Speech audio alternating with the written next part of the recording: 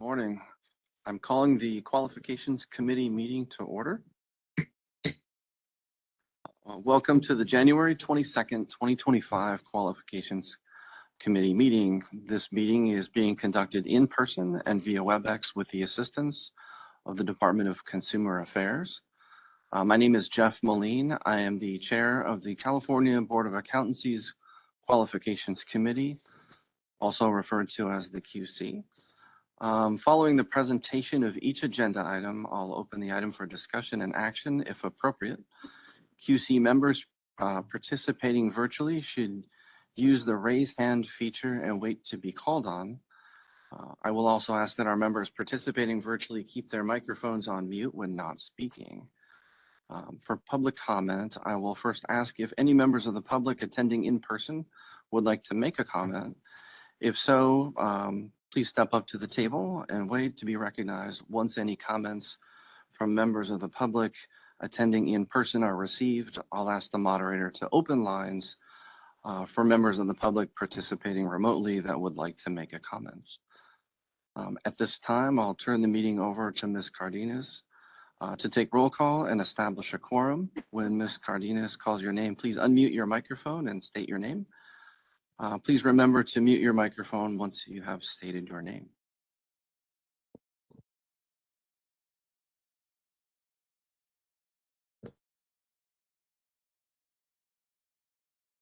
Jeffrey Moline.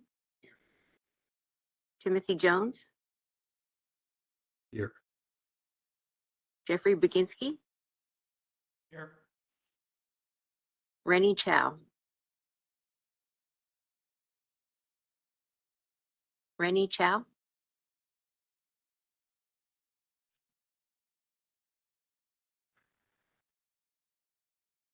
Here. Thank you. Anthony Gonzalez. Here. Sarah Herrera. Angela Honzik. Here. Hanzhao Meng. Here. Michael Williams. Here. And Evangeline Ward. Oh, Here. we have a quorum. Thank you, Melissa. I will now read the CBA's mission statement. The CBA's mission is to protect consumers by ensuring only qualified licensees practice public accountancy in accordance with the established professional standards. The mission is derived from the statutory requirement that protection of the public shall be the highest priority of the California Board of Accountancy in exercising its licensing, regulatory, and disciplinary functions.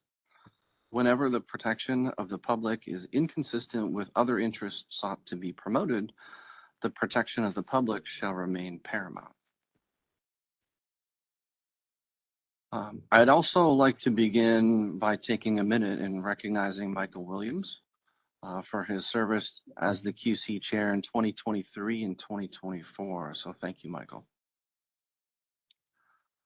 For 2025, I have been appointed as the chair, but I also want to take a minute and congratulate Tim Jones, who will be serving as the new vice chair of the QC committee for 2025. At this time, I'd like to welcome the CBA member liaison to the QC, Evangeline Ward. Thank you, Ms. Ward, for attending our meeting.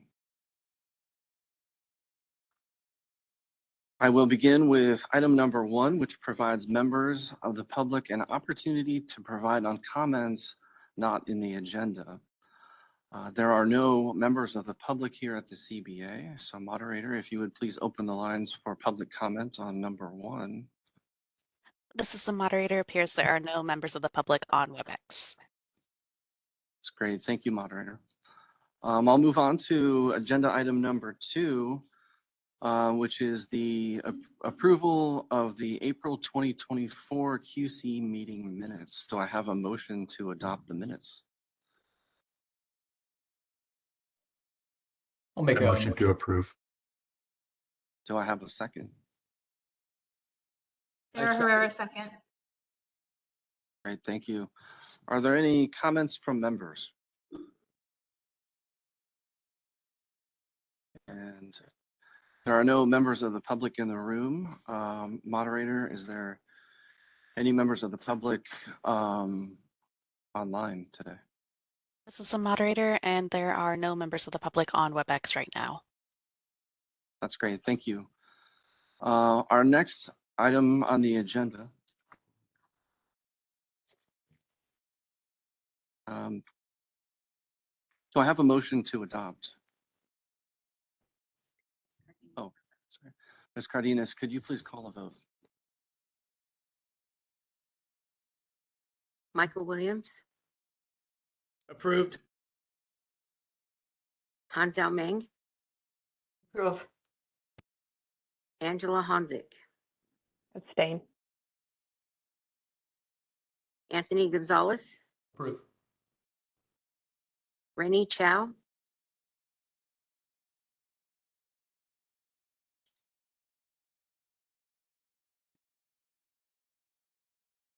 can you unmute yourself, Mr. Chow?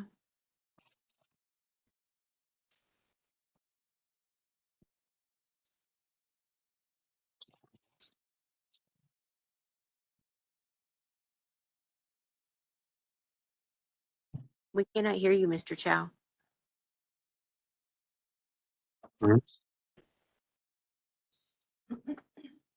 Jeffrey Wiginski, Approved. Tim Jones, Approved. and Jeffrey Moline, Approved. and Sarah Herrera. Approve. Thank you. The motion passes. Thank you, Melissa. And so now we'll move on to the next item in the agenda, which is item 2B. I'll be providing an update on the 2025 Qualifications Committee dates. The purpose of this item is to update the QC on the approved 2025 public meeting dates. Staff confirmed QC member availability for the dates presented in the item. Dates were selected to avoid conflict with CBA meetings and major religious holidays. The CBA adopted the proposed 2025 QC dates at its November meeting. In addition to the regular quarterly public meetings, the QC will conduct subcommittee meetings for personal appearances and Section 69 reviews. Member availability will be assessed approximately 1 month prior to each subcommittee meeting. If there's no action to be taken, or there is no action to be taken on this item, but members are welcome to provide any feedback if they wish. Are there any comments from the QC members?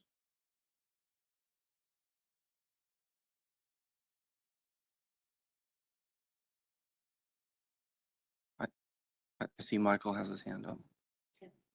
Tim, sorry. Yeah, a couple things. One is, can you remind us of the dates again, please? Sure, Tim. The dates are January 22nd, which is today, April 23rd, July 16th, and October 22nd. In October 22nd.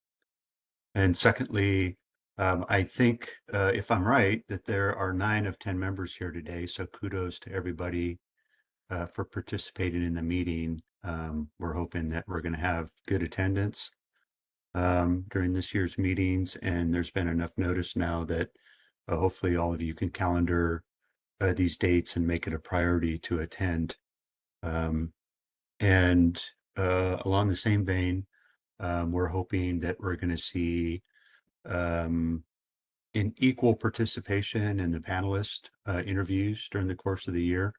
Of course, we don't always know how many applicants there are going to be. And my experience is that some years we have quite a few meetings and quite a few applicants, others not so much. But given that we're a team of 10 people and we're all professionals working, it'd be helpful that everybody is participating to the extent they can based on their priorities and their other commitments. So thank you all for being here today.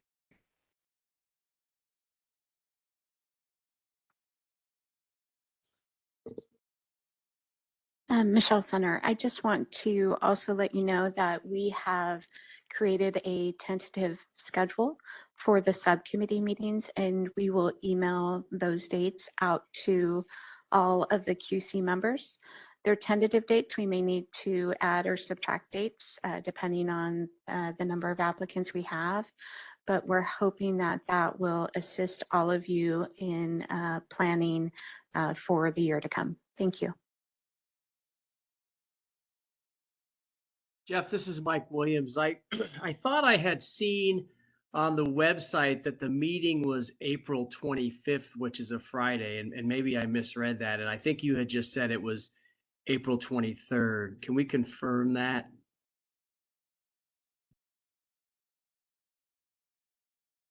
Yeah, thank you, Michael. I believe it's April 23rd. but Right. That's because it's usually a Wednesday, which is that. And I thought on the website I had seen CBA website, I had seen the 25th for some reason. And maybe I misread that, but that's a note I had. So just want to check on that. Thank you, Michael. We'll go ahead and check the website for that and make sure it's corrected. Thank you. Thank you. I know, just to extend a little bit on what committee member Tim Jones was talking about, I always try to plan my schedule far in advance, and sometimes that's hard because schedules always change. But to the extent I can, I calendar all my dates as far out. And like Tim said, we definitely want to give everybody a chance to attend subcommittee meetings and really support the staff here at the CPA by being available and helping out with that. So thank you to everyone. Chair Moline, if you don't mind, I actually have the dates in front of me for this year's tentative dates for the subcommittee meetings. So if you want to take these down, I think that would assist all of you when we then connect with you about a month beforehand. So we're planning for February 26th, March 26th, May 28th, June 25, August 27, and September 24th. We can also email these dates out to all of you after the meeting today. Thank you, Michelle. Is there any other comments from the committee members?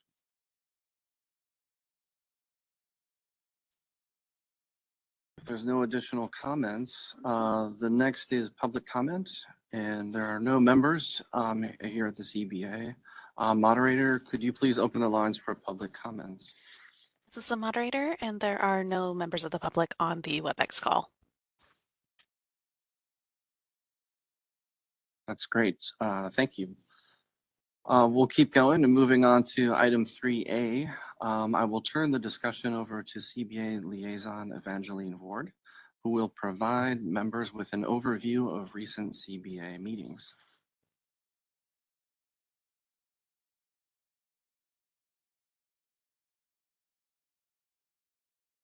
Good morning, Chair Moline and members of the QC.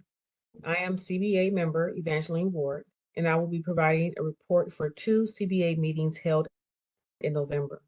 At the November 4th, 2024 interim meeting, the CBA approved a comment letter in response to the AICPA's CPA Competent-Based Experience Pathway Exposure Draft expressing concerns with the Pathway Exposure Draft technical quality and the undue burden it would place on candidates, firms, and state boards of accountancy.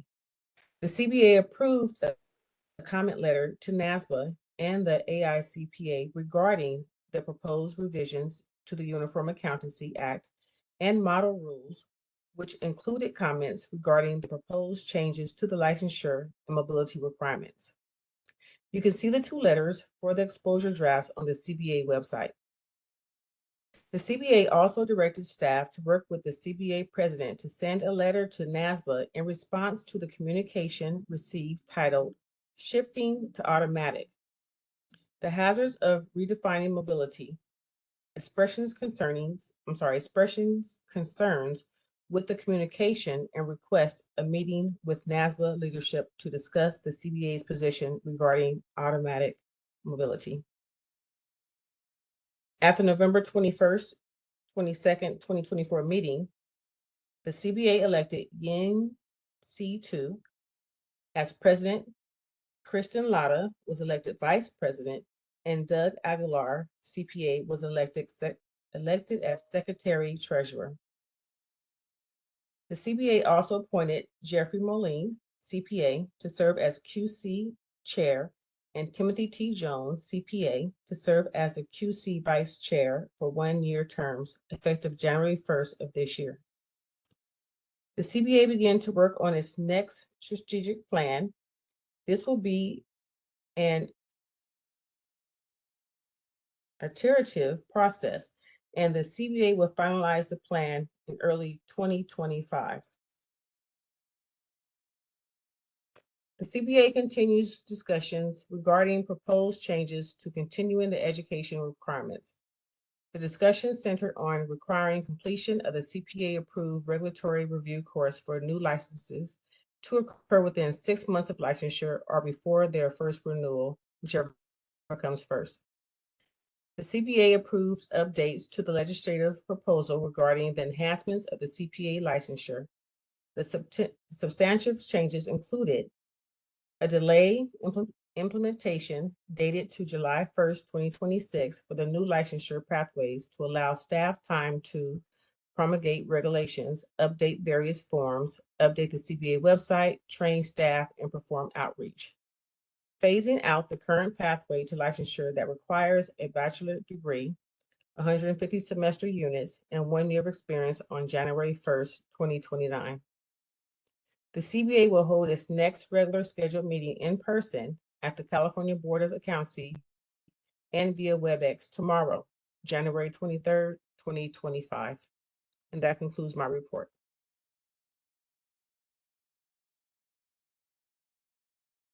Thank you, Ms. Ward, for both attending our meeting and providing an overview of the CBA activities.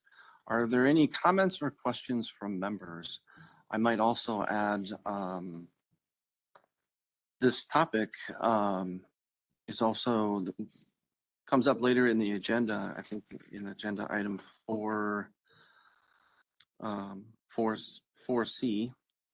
So we'll be talking about this topic a little bit more as we work through the agenda, but happy to open it up for any questions from the committee members.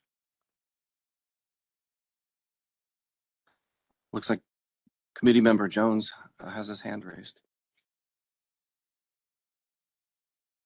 Yeah, I just wanted to say thank you for the informative update from the last 2 meetings. It's helpful for us to hear about the activity at the board level and then be thinking about how it impacts the work that we're doing in the qualifications committee. So we appreciate your the information, and we appreciate you representing us, sort of performing the liaison task between the board.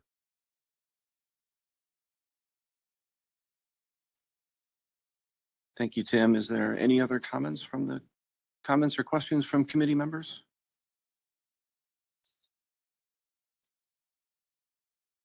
Seeing maybe there's no other questions from committee members, the next comment is public. There are no members from the public at the CBA. Moderator, could you please open up for public comment? This is the moderator, and it appears there are no members of the public on WebEx. Thank you, moderator. The next item is 4A, the licensing activity report presented by Jennifer Huddy, Initial Licensing Unit Manager. Ms. Huddy, please present your report. Thank you, Chair Moline. I'm Jennifer Huddy, and I'm the manager of the Initial Licensing Unit. This licensing activity report, or LAR, covers July 1st, 2024 through September 30th, 2024. The LAR begins with the reporting of processing times. I'm pleased to report that processing times remain below 30 days. Page 2 lists the inquiries received in the licensing division. The number of phone calls received in 2023 through 24 should be 34,249, not 32,249. Oh, it looks like we did correct that. So let's move on to page 3 and 4. As of September 30th, 2024, the examination unit has approved over 1,300 first-time applicants to sit for the CPA exam. The initial licensing unit has approved approximately 1,000 applications for new CPAs and firm licenses. On pages 5 and 6, data related to renewal statistics, renewal deficiencies, and continuing education audits are displayed. As of September 30th, 2024, over 11,000 renewal applications were processed. Licensees renewing in active status must complete 20 hours of continuing education in each year of their renewal cycle, with at least 12 of the 20 hours being in a technical subject matter.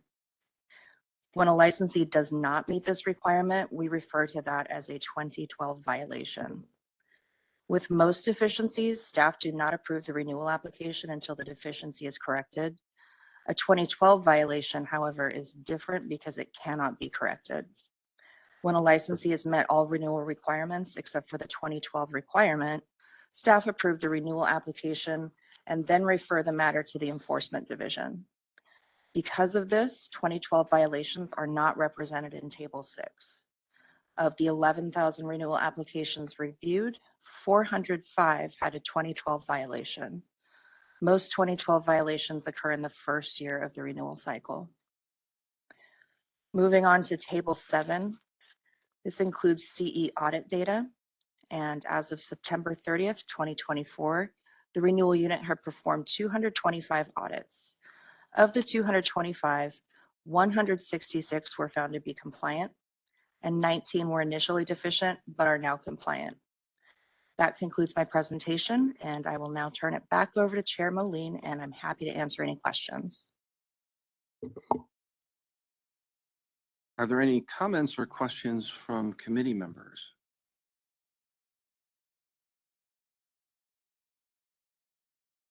I have a question. This is Sarah Herrera. So when there's a deficiency in the first year, you were saying it's referred to the can you explain that process one more time? I wanted to make sure I took notes of that. Yes, so the 2012 violation, they need to complete at least 12 of the 20 hours that they're required to take minimally every year in technical subject matter. Am I missing anything, Michelle? This is Michelle Center. So because a 2012 violation cannot be corrected, it's already happened. There are requirements in the first year, right? Those violations are submitted to our enforcement division for them to determine if there's actions that they are going to take. But we recognize that there are too many 2012 violations. As we just indicated, there were 405.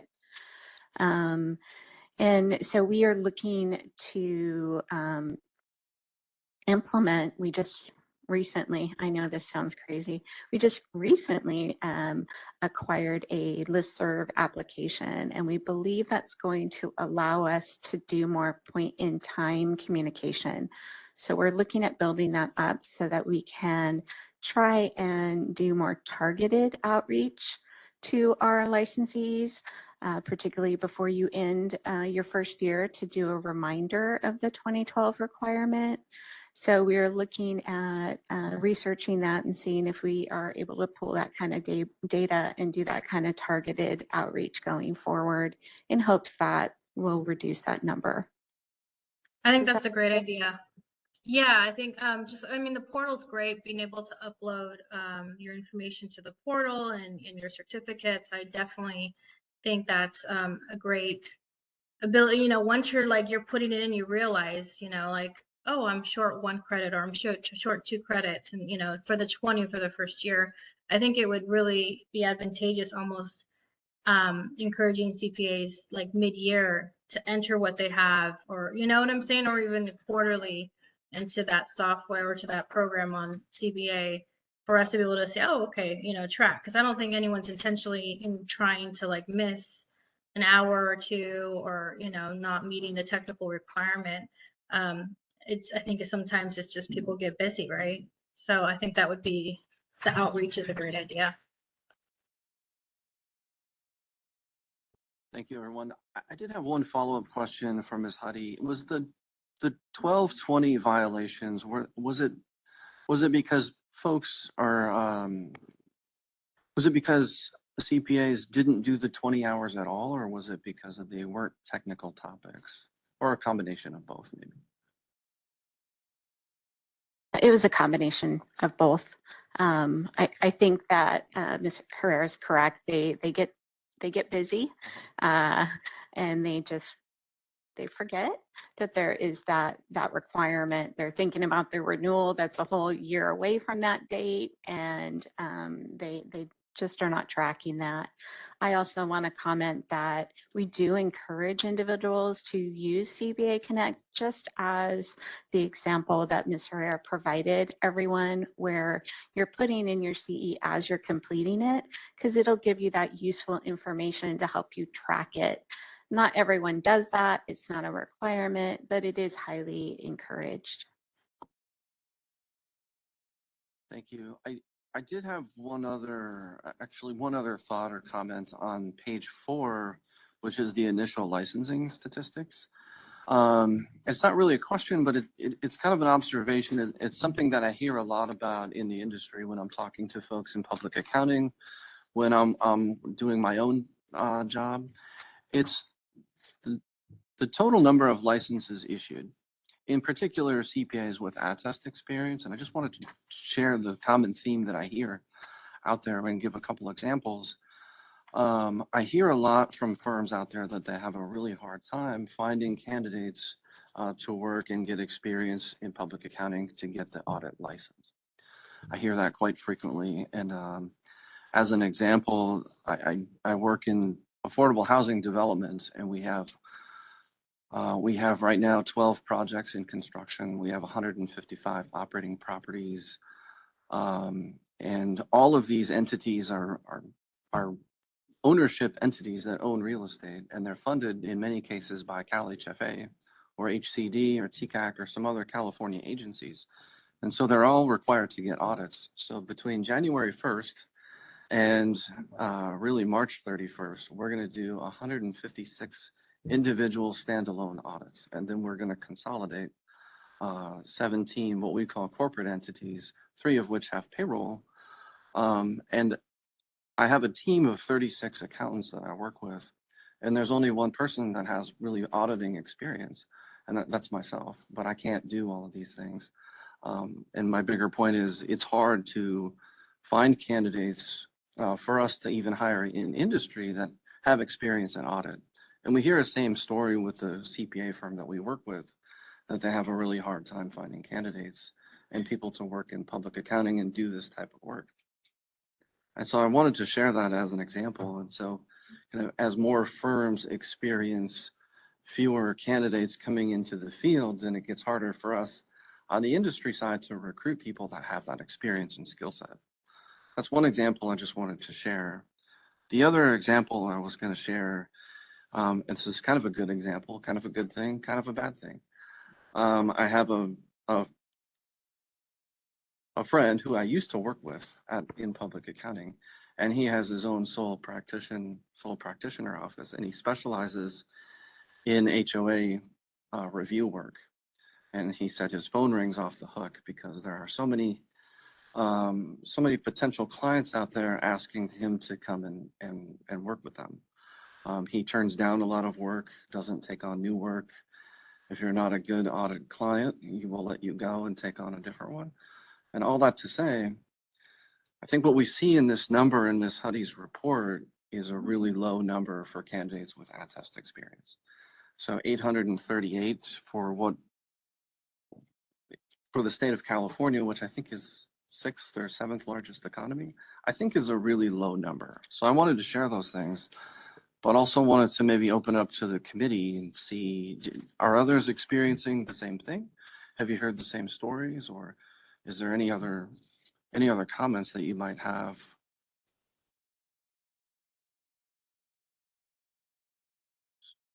So I'm happy to hear from anybody else if you have comments, but that's one of the thoughts I had about these numbers. I haven't had any, this is Jeff. I haven't had any direct experience with what you're mentioning, but I agree with all those comments that you made. I think how you kind of presented it there does kind of show a low quantity of people getting that experience to be able to expand. Thank you. And I'm happy to hear anybody else's comments, but I did want to share those things. I do find it a little bit, it's something I worry about because we have to issue audits on time, and the State Department of Housing and Community Development wants their audits, and we have investors that invest tax credit money. So to the extent that number gets smaller or doesn't get larger, it's a narrowing pool of candidates that have a very unique skill set in our state. So I think it's really important. I see committee member Jones has his hand raised. Yeah, I'd like to add to your comments, Chair Moline, and that is in some of the cause, like you spoke about the effect, but some of the causes, I've been fortunate to attend some meetings, CBA meetings on campuses down in, well, Sac State, but also down in Southern California, CSU San Marcos and Cal Poly. And in speaking with the department chairs, the accounting chairs down there, one of, sort of an alarming statistic is, for example, at Cal Poly Pomona, pre-COVID, the department chair said that they would typically have 1,000 accounting students in their program. And post-COVID, their program has shrunk to roughly 600 students. So the pipeline of candidates, and that's going to have a long-term effect, but the pipeline of candidates has been reduced by a significant amount. And similarly, and to some degree even more so, CSU San Marcos used to have 600 candidates pre-COVID, or not candidates, but students in the accounting program, and their program has shrunk to 300. So that's not unique to those two campuses. Rather, it is a symptom of a larger sort of issue. And part of it is that the students have they have other options in the employment industry. And one of the things that we can do as professionals in the industry, and sometimes it probably feels like a small effort or that you're not making a difference, but we can talk to people, whether it's in our own communities or get involved with the Board of Accountancy or other, public venues, to get the word out about the importance and the opportunity that exists in the accounting profession. And one of the things that CBA provided to me, which I'm certain could be shared with the group, is just some telling statistics or sort of information about the accounting profession, like the kind of the pipeline of opportunity, the salary ranges for different classifications for accountants without CPA licenses and those with CPA licenses. But I think the idea is that we all could be part of the effort to educate the public and elevate the awareness of the profession, the need for professional accountants. And the fact is, it's like the demand is higher than ever. The demand hasn't subsided, but the availability of qualified professionals and candidates has. So the effect of that is what Chair Moline was referring to, is that you have audit firms that are just cherry picking because there's so much work out there that they don't have to take a client that they don't, that isn't the top of the cream of the crop or whatever. So just a prompt for all of us to be proactive in getting the message out. So this is Michelle Center. I just want to thank thank you all for the feedback. We present the licensing activity report statistics at every board meeting, and we always try and provide you with the most recent one when we have our public meetings.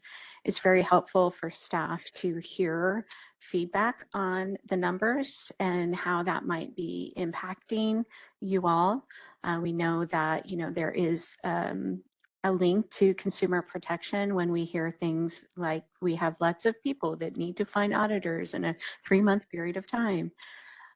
So we appreciate hearing those kinds of examples and that kind of feedback. It helps us understand the numbers a little more in terms of getting that, your interpretation. So thank you.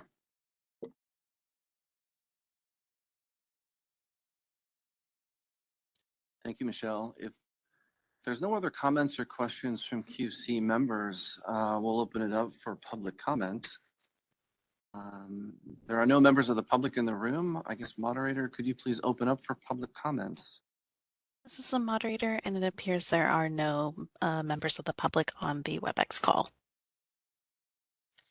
Thank you, moderator, sorry. The next item on the agenda is item 4B, the report on qualifications subcommittee meetings. Ms. Cardenas, could you please present your report? Thank you, Chair Moline. My name is Melissa Cardenas, and I'm a coordinator in the initial licensing unit. The purpose of this agenda item is to provide an update to the QC on subcommittee activities that have taken place since the April 2024 QC meeting. Since April 2024 public meeting, the QC has held 3 virtual subcommittee meetings to review work papers of a test experience.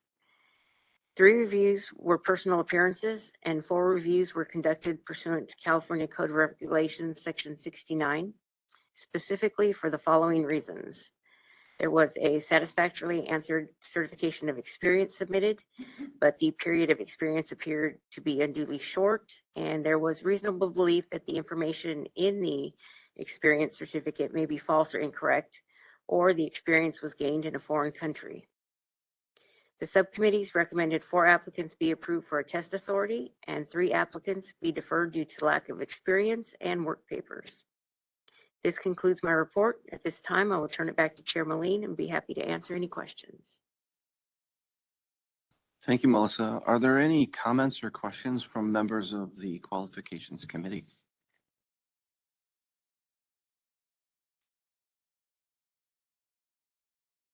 It doesn't appear that there's any questions, but I might say, Melissa, that there's only 7. It seems like a pretty low number of candidates coming through with exceptions.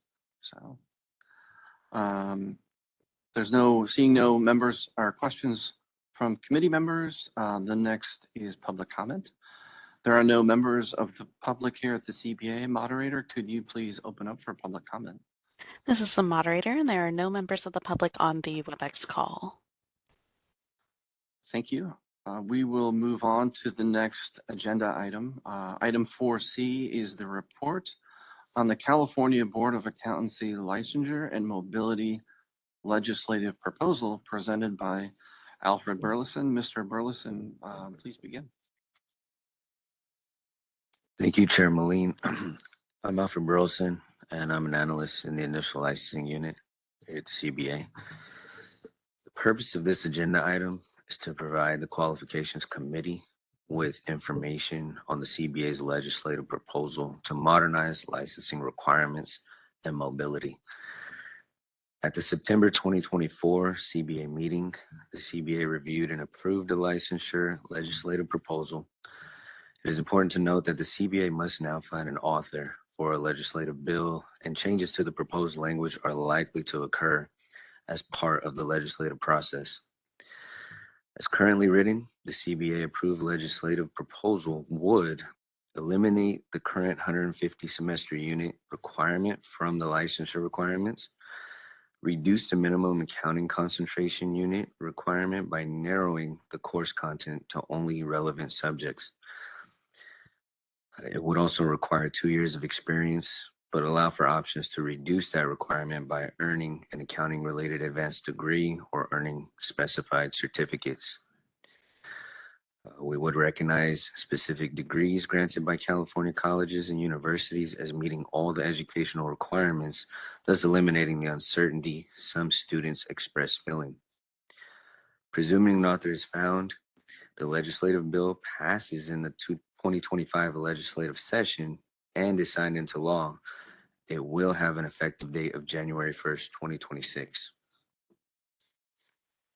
The new licensure pathway of a bachelor's degree with an accounting concentration and 2 years of experience would become effective 6 months after the effective date of the new bill, which would be July 1st, 2026. Delaying implementation by 6 months provides CBA staff time to complete implementation tasks such as promulgating regulations, performing outreach to ensure that students, potential applicants, and stakeholders understand the changes. Once the new licensure requirements are implemented, the current pathway will become a legacy pathway and will eventually be phased out entirely. The legacy pathway would be eliminated on January 1st, 2029. Allowing candidates to utilize the legacy pathway for 3 years allows those that have met the additional requirements of the legacy pathway to complete 1 year of experience compared to the increased experience requirement of the new pathway. In addition to updating the licensure requirements, the CBA approved a mobility legislative proposal that would allow any individual whose principal place of business is not California and whose licensure is current and active to practice public accountancy in California under a practice privilege without notice. It also allows the CBA to remove a state from no notice mobility when the CBA determines it is in the interest of California consumers. A fact sheet that covers both the licensure and mobility provisions of the CBA approved legislative proposals is included as an attachment. As I stated at the beginning of my presentation, these are only proposals at this point, and the legislative bills may modify the CBA recommendations or potentially not pass out of the legislature. That concludes my presentation. I will now turn it back over to Chair Moline, and Michelle Center is available to answer any questions that members may have. Are there any comments or questions from committee members? This is Mike Williams, and this is for Michelle. Michelle, what are the odds of finding an author for this? Very high. Okay. And then secondarily, do you think that there will be any major or material changes to what's proposed, or is it hard to tell?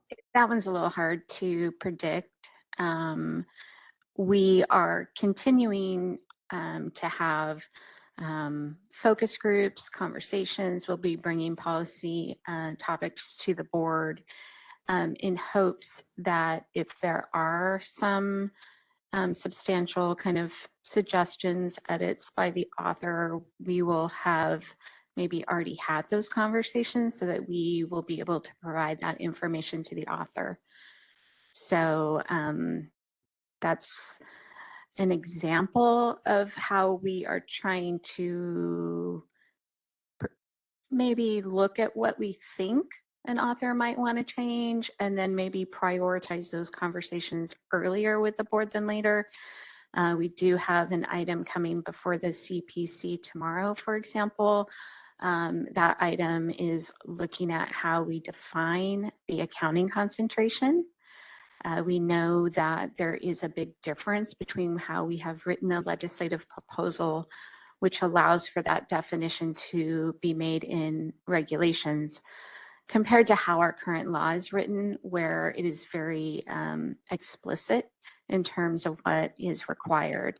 So having that conversation early with our board would allow us to have input if that is something, for example, that the author maybe wants to be more specific. And we also know that we have done a tremendous amount of outreach, conversations, data collections. I've done town halls, I've done focus groups. I've talked with other states.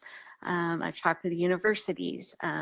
So we've done all this so that we can provide the author with information on how the proposal is backed by all of this data. And so we do hope that that minimizes the changes that we might see. Thanks, and that sounds very proactive. So that makes it smoother, hopefully, as it goes through. And then lastly, how does that square up with the NASBA mobility? You know, what's going on with that? Those recommendations. So earlier in the agenda, Member Ward provided you with an update from the November meeting, including comments that the board submitted in response to both a communication that was sent out regarding the hazards of mobility, and then also the competency-based proposal from AICPA and NASBA, which did have some mobility kind of restrictions in there. We do know that they are looking at the feedback they've received from states and individuals. My understanding, they received a considerable amount of feedback to review. Yeah, I bet. I would say that what we have proposed is more similar to what we have now than it is in terms of what is in the proposal. The NASBA AICPA proposal really was still restricting its view in terms of mobility at licensure requirements and wanting to make sure that the licensing requirements were substantially equivalent. And what you see before you in terms of the legislative proposal is really more looking at whether or not we believe that activities within a state cause concern for us to allow individuals from that state to have practice privilege. Those could be weakened licensure requirements, but they also could be a lack of enforcement activities being taken by a state. So we are looking more broadly at what a state might do in terms of that. It also puts that on the back end so that everyone would get automatic mobility unless the CBA took action indicating that a state continuing doing that for a state would cause us concern for consumers here. Thank you. Thanks for that update, and thanks for the good work you and your team do on this. Any other comments or questions from committee members?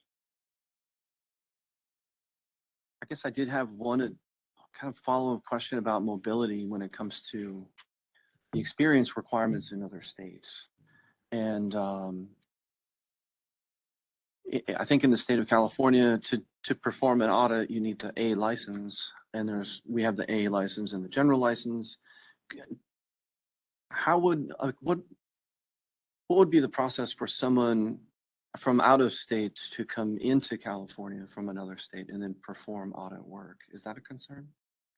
So the current restrictions that we have right now in law and regulations relating to particularly performing of attest services are not being changed in our proposal whatsoever.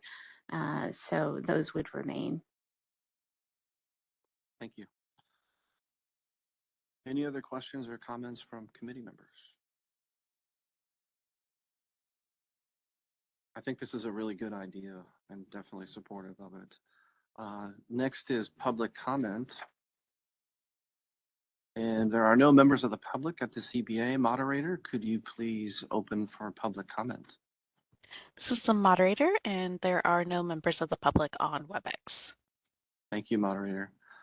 We'll continue on to the next agenda item. The next agenda item is Licensing Division Activities Report 4D, the report on long-term licensing data trends.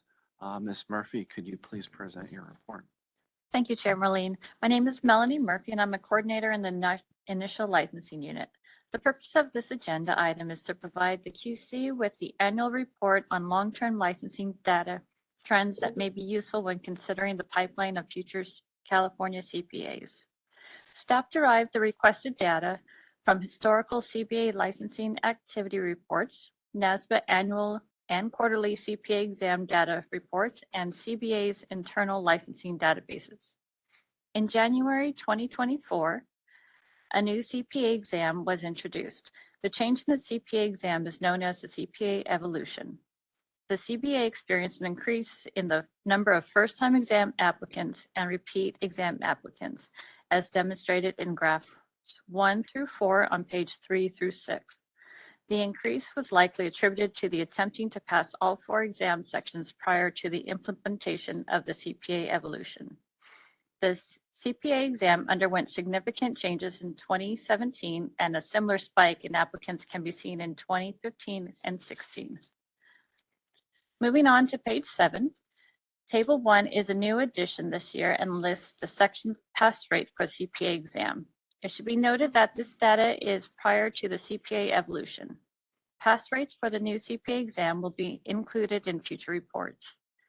Moving to graph 5 on page 7, the number of CPA license applications has declined steadily since 2020 through 2021, reaching a 10-year low in 2022 through 23. There was a spike in CPA license applications received and approved in 2017 and 18, following the spike in exam applications observed in 2015 through 16. Given the spike in the CPA exam applications due to the CPA evolution, the CBA can reasonably expect a spike in CPA license applications to occur soon. Graphs 6 and 7 on page 8 and 9 illustrate accountancy corporations and accountancy partnerships applications received and approved. The number of applications received and approved spiked for both corporations and partnerships in 2018 and 2019, and then leveled out beginning in 2020 and 2021. Accountancy corporation applications saw a slight increase in 2023 through 24, while the number of accountancy partnerships applications slightly declined. Table 2 provides the estimated number of new CPA licenses. Of the 2,881 new CPA licensees in 2023 through 24, 418 were previously licensed. 2,463 of the applicants were applying for their CPA license for the first time. Graph 8 on page 11 represents the current CPA population. This includes active, inactive, delinquent, and retired CPAs. The CPA population continues to grow at an approximate rate of 2% each year. Table 3 provides the number of CPAs in each status. As of June 30th, 61% of the CPA population is in active status. Approximately 12% of CPAs reside outside the state and 1% reside outside the country. Table 4 provides the percent of active licensees with a test authority versus general authority. Of the 61% of active licensees, 55% hold a license with a test authority. Graph 9 on page 13 represents the accountancy firm population. This includes active and delinquent firms. As of June 30th, corporations made up 77% of the total firm population. Table 5 at the bottom of page 13 and Table 6 at the top of page 14 provide age demographic information for CPAs. The average age of a newly licensed CPA license applicant is 32, which is a slight increase from prior years. The majority of California CPAs are aged 49 or younger. The median age of California CPAs is 48. That concludes my presentation. Now I'll turn it over to Chair Moline, and I'm happy to answer any questions the members may have. Thank you. Are there any questions from the committee members? I see Committee Member Jones has his hands up. Thank you, Chair Moline. Quick question regarding licenses that are delinquent. There's a significant number of them, and I'm curious to know what they say the top 2 or 3 reasons are for delinquent licenses, and then following up on that, what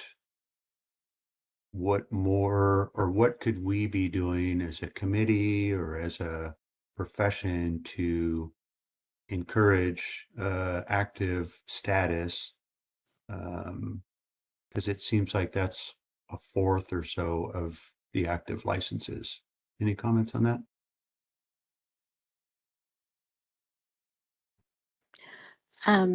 Thank you, Mr. Jones. I cannot off the top of my head tell you the 1 or 2 top reasons for being delinquent.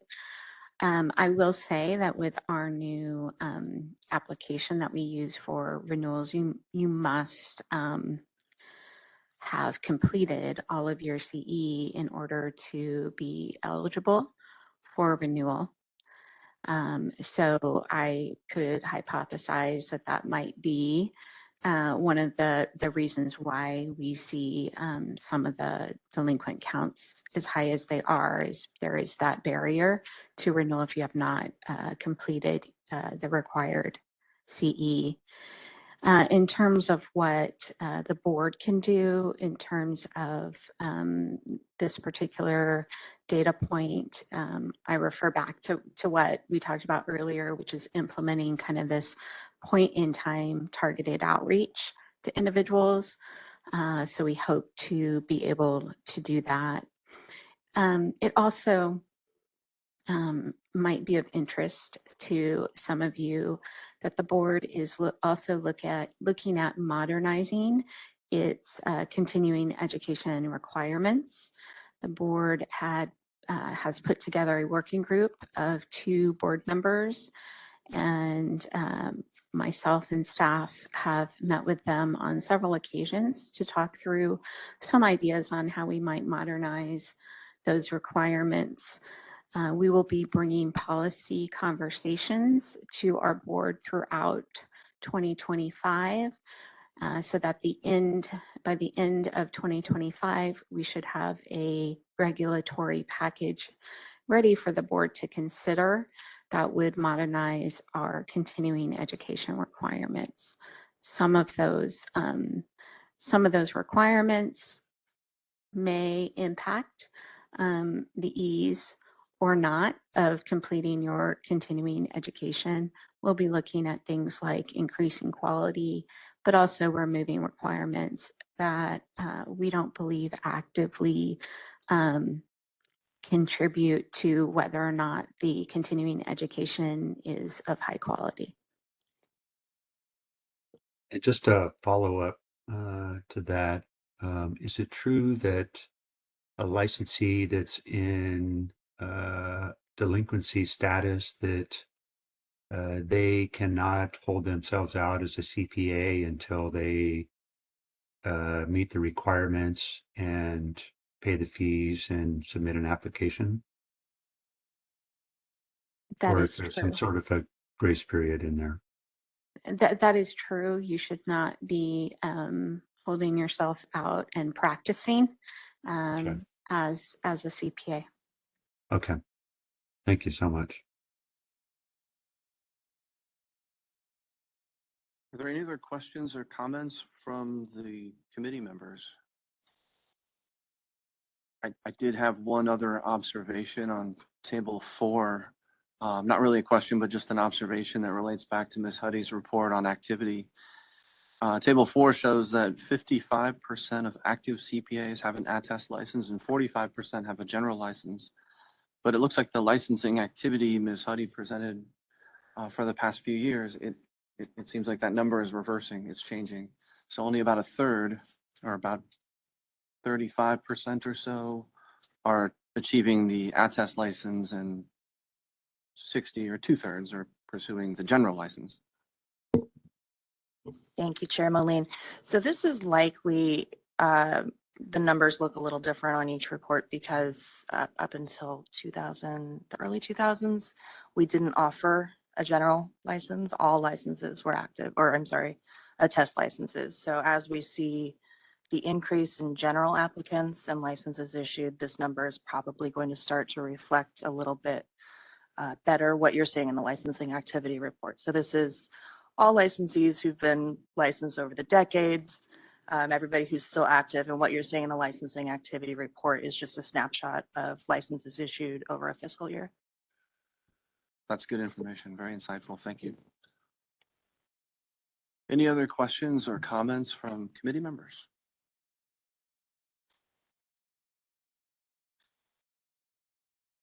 Next is public comment, and there are no members of the public at the CBA. Moderator, could you please open for public comment? This is the moderator, and for members of the WebEx, if you would like to make a public comment on this item, you can click the raise hand icon next to your name or use the Q&A feature down at the bottom right-hand corner of your WebEx screen. I'll pause a moment to allow the public time to access those features and submit their requests.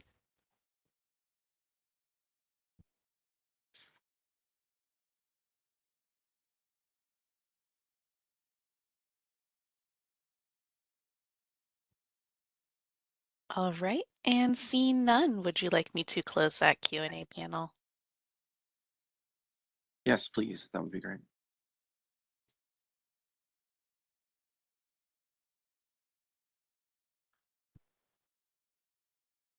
We'll move on to our last item, which is closing business. And prior to adjourning the meeting, do any committee members have any suggested topics for future committee meetings? Committee Member Jones. Yeah, in terms of topics for future meetings, I don't have that, but I do apologize in advance that I'd like CBA staff, I'd like to draw your attention back to item 2A. And I realized that I had made a motion to approve the minutes from April of last year.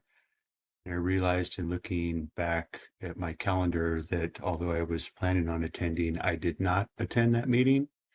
And therefore I need to recuse myself. So if we could go back to that item and open it back up so that I can recuse myself and allow somebody else to step in and motion and second. Thank you. So with that, we'll reopen agenda item number 2, which is 2A. 2A.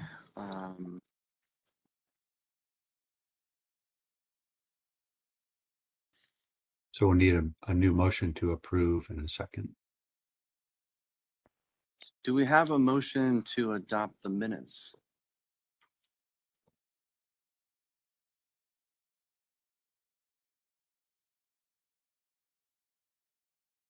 Make a motion to adopt. Thank you. Do I have a second?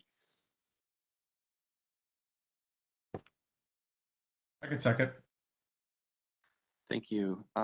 Is there any comments from members about the minutes?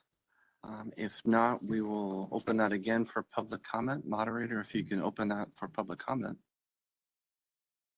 This is the moderator, and for our members on WebEx, if you would like to make a public comment on this item, you can either click the raise hand icon next to your name or use the Q&A option down at the bottom right-hand corner of your WebEx screen.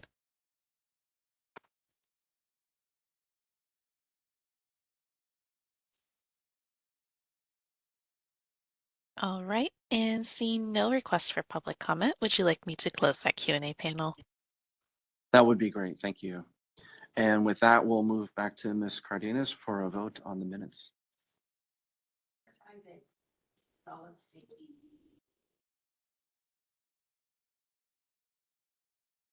I'm sorry.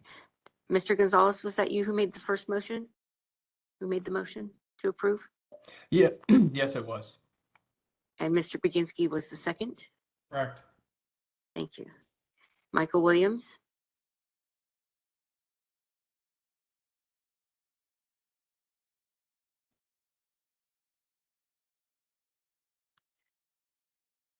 Jessica.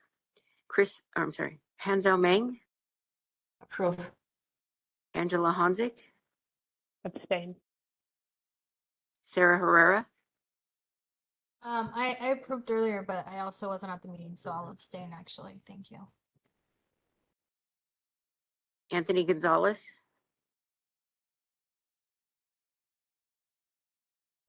Do I vote if I make the motion? yes. Yes, approved. Rennie Chow,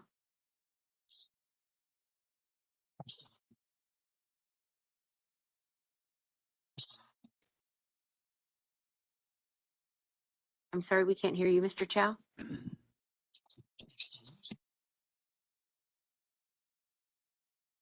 Can you turn up the volume, please? Abstain? Jeff Baginski, Approved.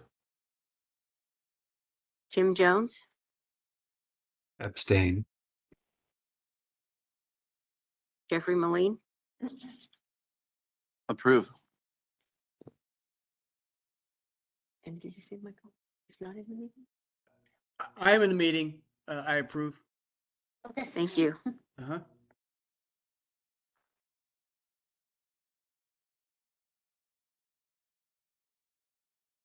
And the motion passes.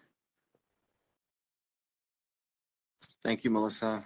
I'll move back to the final agenda item, which is closing business, and then open up for any committee members about future committee meetings and agenda topics. And is there anything I think that you want to hear more about, or other topics or things that you want to discuss?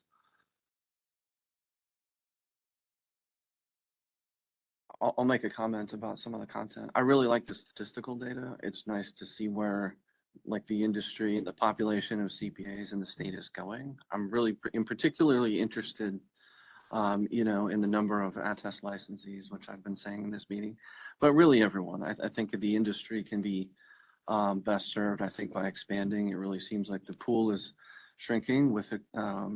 And to the extent there's more CPAs out there practicing, I think the industry can have a better reputation. We can train more accountants and just be more successful. So I do like the statistical data and seeing where we're going. And I guess any other updates or information about the licensure and mobility legislative proposal, happy to hear about that stuff as well. So. Any other committee members? Any other questions? I'll move on to public comment. There are no members of the public at the CPA. Moderator, could you please open for public comment? This is the moderator, and public comment is open. If you would like to make a public comment on this item, you can either click the raise hand icon or use the Q&A option down at the bottom right-hand corner of your WebEx screen. All right, and it looks like we do have a request from Jessica. And Jessica, you'll be given 5 minutes to speak and a 30-second warning. Please click the unmute me button when the prompt appears on your device.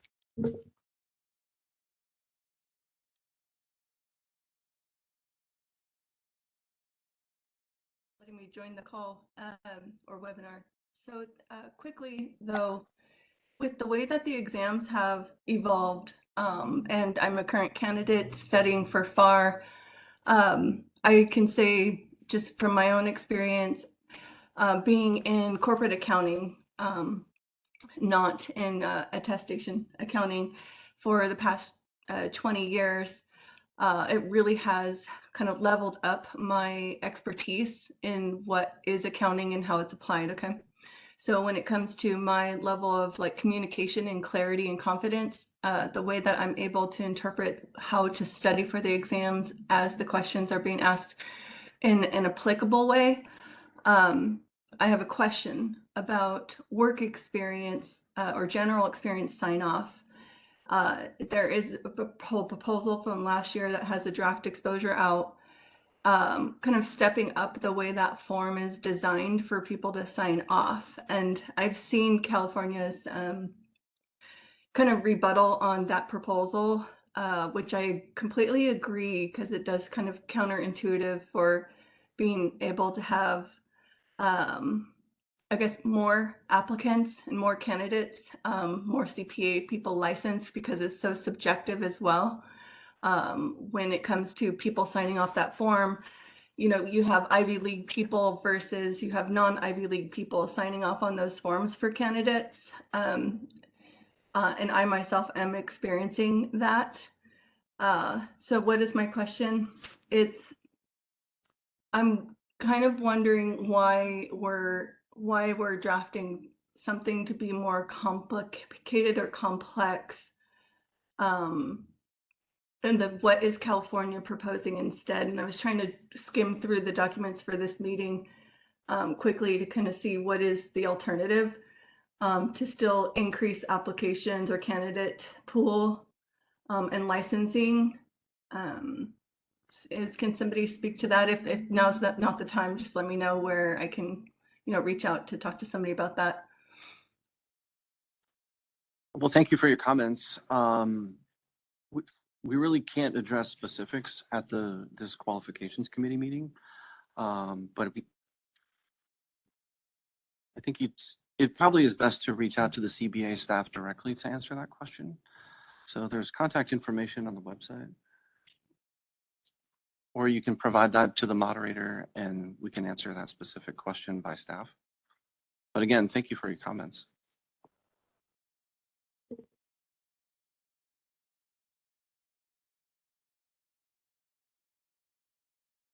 Is there any other questions from the public? This is the moderator. It appears there are no further requests for public comment. Great, thank you. That's it for our agenda items today. The QC meeting is complete and we are now adjourned. Thank you.